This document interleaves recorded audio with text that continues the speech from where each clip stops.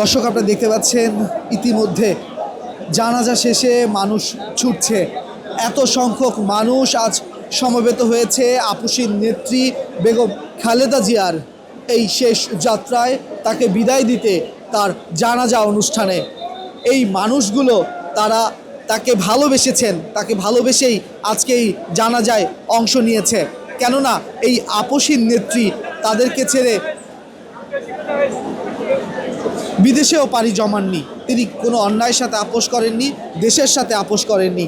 সে কারণেই তার এই শেষ যাত্রায় অসংখ্য মানুষ আজ ছুটে এসেছে তার এই জানাজা অনুষ্ঠানে।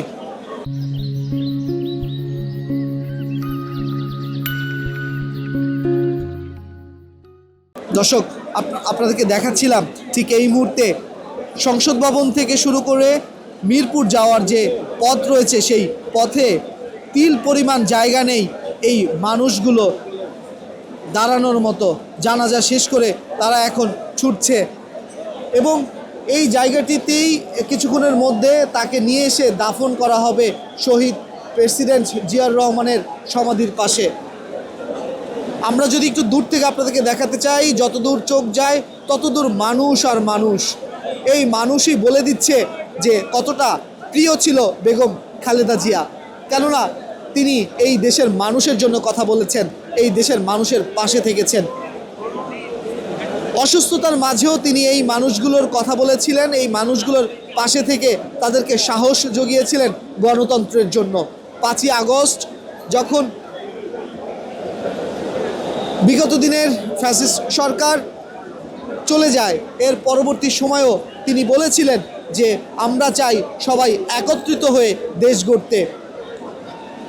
সেই আপসীর নেত্রী আজ সবাইকে ছেড়ে এই পৃথিবীর মায়া ত্যাগ করে চলে গিয়েছেন।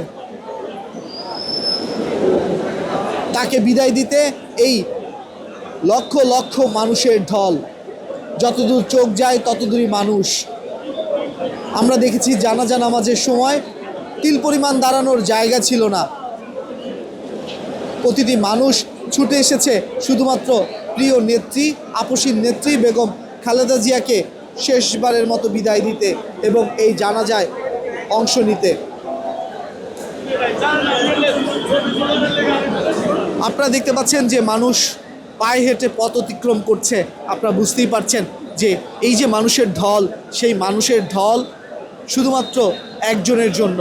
তিনি এই বাংলার অভিভাবক, বাংলার আপসীর নেত্রী, 3 বারের প্রধানমন্ত্রী, বাংলাদেশের প্রথম প্রধানমন্ত্রী, যিনি নারীদের জন্য কথা বলেছেন, সেই বেগম খালেদা জিয়ার জন্য তারা আজ সমবেত হয়েছে বাংলার বিভিন্ন প্রান্ত থেকে।